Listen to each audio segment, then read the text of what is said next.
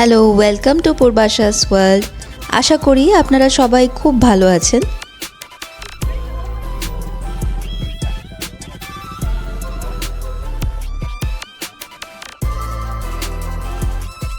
আমরা আজকে সকাল সকাল বেরিয়ে পড়েছি, যাচ্ছি কার্ডিফ সেন্ট্রাল স্টেশন। ওখানে আমাদের বন্ধুরা সবাই ওয়েট করছে। আমরা আজ সবাই মিলে যাচ্ছি ঘুরতে ওয়েলসের second largest city Swansea. Cardiff থেকে সোয়ানজি যেতে এই অ্যাপ্রক্সিমেট 50 মিনিট মতন লাগে। সোয়ানজি মূলত একটা কোস্টাল সিটি সাউথ ওয়েলসে। ট্রেনে উঠবার পরে বাচ্চারা তো ভীষণ এক্সাইটেড ছিল, তিন্নি আর ওর ফ্রেন্ড আরাধ্যা। ওদের এনগেজমেন্টের জন্য কিছু গেমস নেওয়া হয়েছিল আর সাথে ছিল কিছু স্ন্যাক্স। বাইরে চারপাশের দৃশ্যটা এত সুন্দর ছিল, সেই দেখতে দেখতেই কখন যে সময়টা কেটে গেল বুঝতেই পারিনি।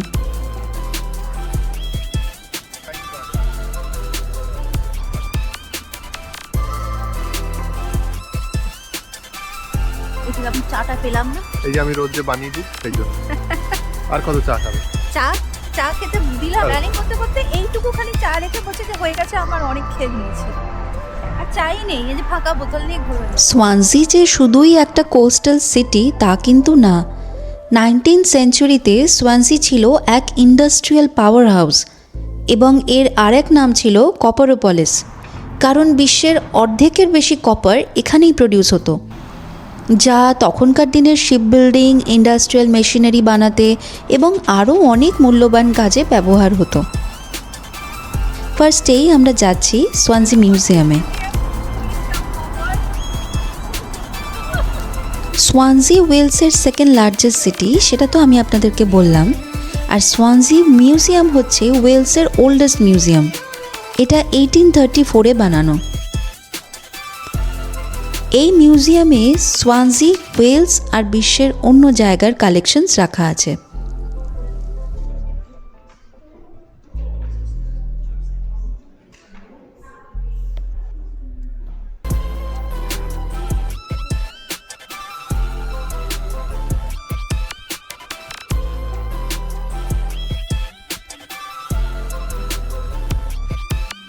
মিউজিয়ামের মধ্যে আমরা দেখলাম পুরনো দিনের সেরামিক্স, পোশাক, রোমান মাইলস্টোনস, পশু পাখিদের প্রিজার্ভ করা স্পেসিমেন্স আর পুরনো দিনের খেলনা, আর এই প্লেসিওসরাসের ফসিলস, যা নাকি ডায়নোসর পিরিয়ডেরও আগের। এই প্লেসিওসরাসকে দেখা যায় 215 মিলিয়ন বছর আগে। ভাবা যায়?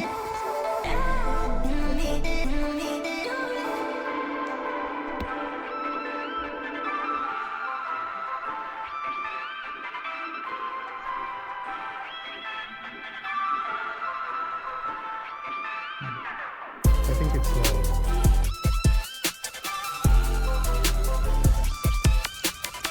সোয়ানজি মিউজিয়ামের অন্যতম আকর্ষণ হচ্ছে হরের মামি, আর আমরা সবাই সেটা দেখার জন্য ভীষণ এক্সাইটেড। এসে গেছি মিউজিয়ামের ওই সেকশনটাতে যেখানে রাখা আছে হরের মামি। মামিটার জন্য একটা ডেডিকেটেড রুম অ্যালট করা আছে। হর ছিলেন ইজিপশিয়ান গড আটামের ক্লোদিয়ার প্রিস্ট, মানে একজন পুরোহিত যিনি মূর্তির পোশাক পরাতেন। আমরা সবাই প্রথমবার নিজের চোখে মামি দেখলাম।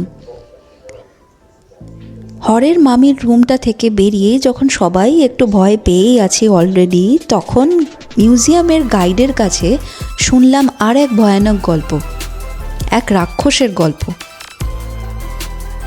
এর নাম ওল্ড নিক। মিউজিয়ামের গাইড বললেন যে সোয়ানজির লোকেরা মনে করেন এর জন্যই সেকেন্ড বিশ্বযুদ্ধের সময় 3 রাত ধরে সোয়ানজির শহর ধ্বংস হয়েছিল। সোয়ানজি ডেভিলকে ইন্টারনেটে সার্চ করলেই পাবেন। মিউজিয়ামের গাইড আমাদেরকে সাবধান করলেন আমরা যেন ওল্ড নিকের চোখের দিকে একদমই না তাকাই, আর চোখের দিকে এম করে যেন ফটোও না তুলি। তার কারণ আমরা যদি সেটা করি তাহলে নাকি রাক্ষসের অভিশাপ আমাদের ওপরে পড়বে, এমনই নাকি পুরনো দিনের গল্প আছে। বাস্তবে এই গল্পগুলো কতটা সত্যি তা জানি না, কিন্তু সোয়ানজি মিউজিয়ামে হরের মামি আর এই ওল্ড নিকের স্ট্যাচুর গল্প, এই দুটো আমাদের সব থেকে ভালো লেগেছে। এরপর আমরা মিউজিয়ামের গার্ডেনে বসেই লাঞ্চ করলাম। আমাদের বন্ধুরা নিয়ে এসেছিল চাপাটি আর পনির বাটার মশালা, আর ছিল লেমন রাইস, আর আমরা নিয়ে গেছিলাম লুচি, আলু ভাজা আর উপমা। লাঞ্চের পর আমরা গেলাম সোয়ানজি মিউজিয়ামের একদম কাছেই ন্যাশনাল ওয়াটারফ্রন্ট মিউজিয়াম। এই মিউজিয়ামে ওয়েলসের ইন্ডাস্ট্রিয়াল রেভলিউশন আর ম্যারিটাইম হিস্ট্রির ব্যাপারে অনেক কিছু জানা যায়।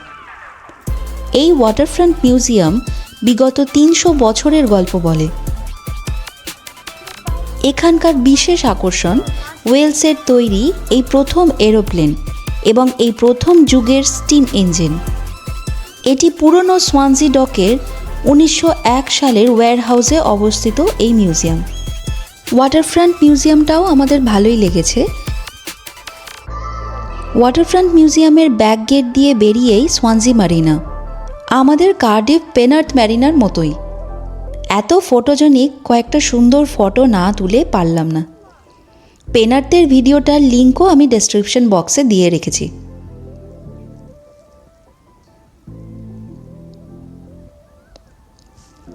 সোয়ানজি মারিনা থেকে হেঁটে আমরা পৌঁছালাম সোয়ানজি বিচ। পৌঁছেই দেখি এখানে ভাটা চলছে।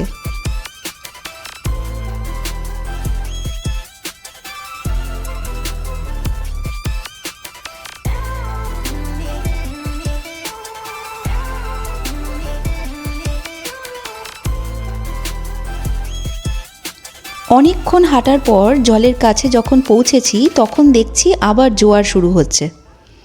এটা আমাদের প্রথম এক্সপিরিয়েন্স। দেখতে দেখতেই বিচে অনেকটাই সমুদ্রের জলে ঢেকে গেল আবার। শুনেছি মন্দারমণিতেও নাকি এই অনুভূতি পাওয়া যায়।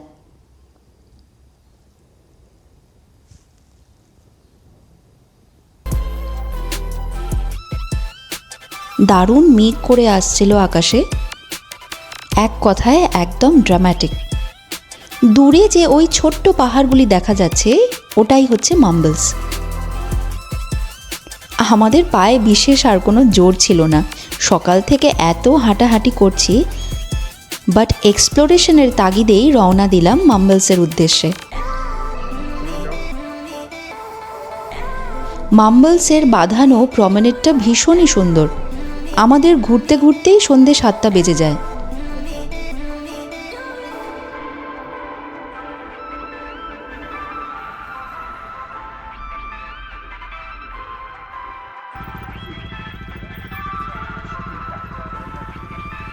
আর এখন রাত 8টা মতন বাজে। লাস্ট সানরেজগুলো এখন মাম্বলসের ওপরে পড়ছে। একটা স্পটলাইটের মতন আলোকিত হয়ে উঠল। অপূর্ব সুন্দর লাগছে, তাই না বলুন? মাম্বলস থেকে আমরা রওনা দিলাম রাত্রি 8:30 নাগাদ। বাট এটা মাম্বলসে শেষবার আসা নয়, নিশ্চয়ই আবার আসব, আর সেই এক্সপিরিয়েন্স আপনাদের সাথে আর একটা ব্লগের মাধ্যমে শেয়ার করে নেব।